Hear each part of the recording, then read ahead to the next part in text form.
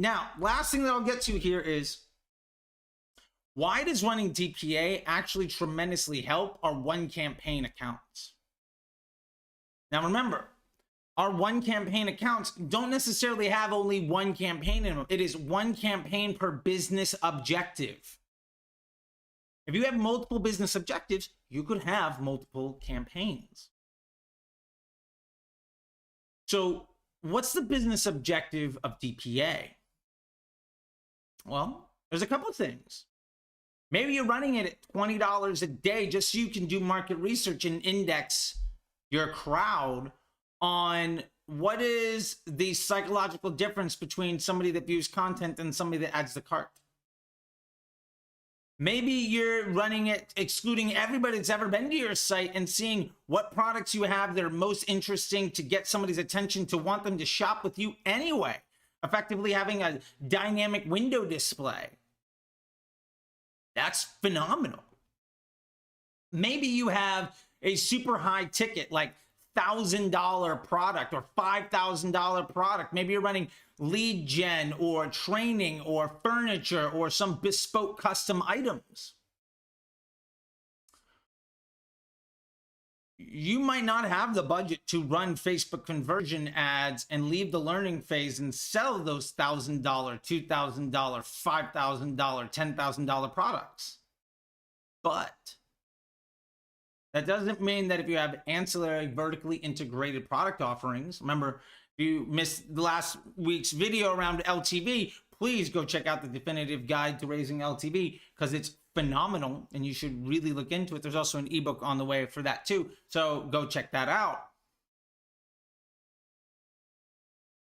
If you have those,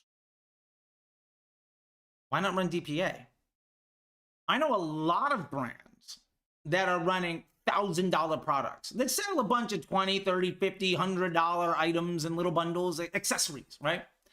Whether it's surfboards or fishing rods or bikes or furniture or a million other things.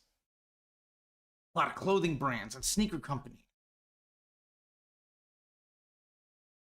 You might not have the budget right now to realistically get out of the learning phase in your one campaign to those products. So maybe you're using Facebook more as a lead gen to a very effective email funnel. But that doesn't mean you have to give up on cash flow.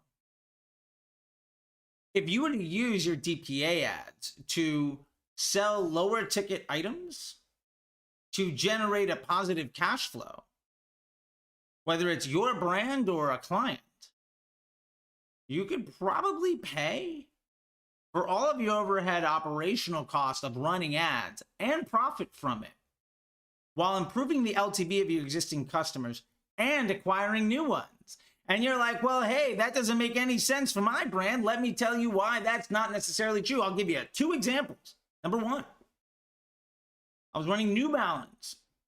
Now, their sneakers are not sexy, especially if you're like 25. But a lot of people wanted to be fit. Our DPA ads would show socks and jogger pants. We would show t-shirts and exercise accessories. Now, it's a sneaker company, but it's a sneaker company built around a culture of health and fitness. Right? And primarily they were shifting between being the thing for old folks with nice things to runners and functional footwear.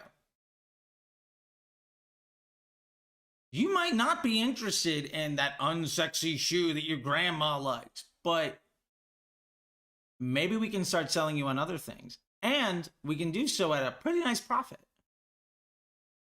If you put all of your lower price items that have high profit margin into DPA ads, just retargeting individuals that are mildly interested in the brand or even prospecting to get market share, your business objective of that DPA could be customer acquisition and cash flow. I can't tell you how many people were struggling to sell $500 items and then ran DPA, and they got to a couple $1,000 a day between DABA and DPA, selling a whole bunch of $20, $30, $50, and $100 products to people all over the world, and then sold a bunch of those $500 things as upsells in email. That's a game changer. Struggling six-figure businesses that became eight-figure ones.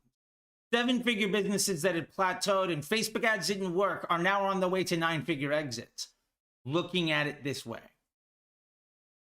Also,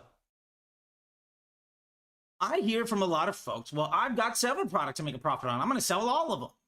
Well, we know objectively that's a bad idea. When we look at PSM, we know that some products just have a much better return than others do. And it also, why invest in multiple places to keep Facebook dumber in extra areas? That also makes landing page testing less effective and raises the cost of creative testing. There's a million reasons why you should not be running like 3 offers from your Facebook page. There are very, very, very few reasons that you should ever do that. I'm at $30,000, $50,000 a day in some accounts, and I have maybe a second product. This is neither time or place for that. Go look at Definitive Guide to PSM and, creating bundles and adding LTV, all the definitive guides that we have. Go research those and you will get all of this information. There's also a great Everything You Need to Know series and Disruptor School guidebook series to all of this stuff. The point here is, what if your flagship product does your hero product does a fantastic job of getting people into the store, but not everybody wants to buy it? DPA could close the loop on all of those other things. What's also great is now your ads in your one campaign aren't the only touch point for a user. Meaning the frequency of your touch points with those customers is higher.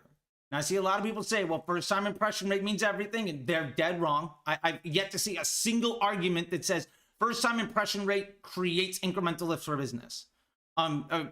In practice, there's no logic or math to back that up. I have yet to see literally anything that supports it. So let's say instead of hammering people over the head with the 3 to 5 really great ads that you have, they see a few of them, and then other touch points are just your entire catalog. Now those 3 to 5 ads aren't trying to sell to get you revenue. They're the thing that gets somebody interested in your brand. And if they don't buy that product, then the DPA ads can close the deals on the products that that person is most interested in. Maybe you're doing DPA in more of a DABA situation where it's also doing prospecting for you. And when somebody shows an interest, now you can hit them with your broad ads in your single campaign to try to close the deal on your hero product, because those ads are also retargeting. And now you said, well, you were kind of interested in a few of these ancillary products, but have you seen our flagship one? Going back to another example, because I said I'd give you 2.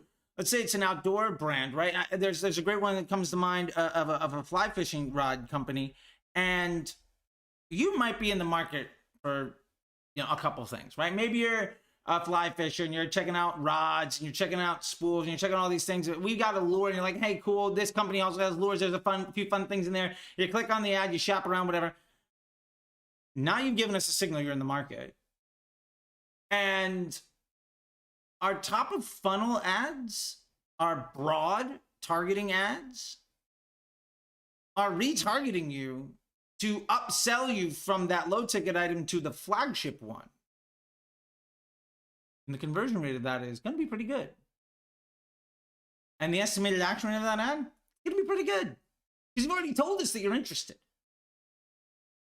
The beauty of this is there is a symbiotic relationship between how all of your campaigns function.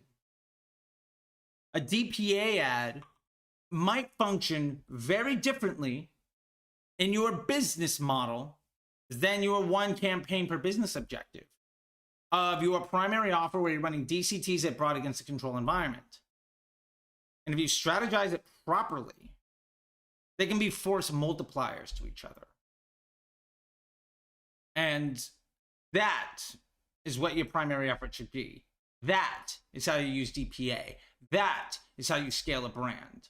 That is how you have scalable, stable results for projectable, growing cash flow and customer acquisition. And if your goals aren't ultimately to produce that, they're not aligned with success. YouTube thinks you might like a couple of these videos. Don't be shy. Go ahead and subscribe. And until next time, I'll see you on the internet. Bye.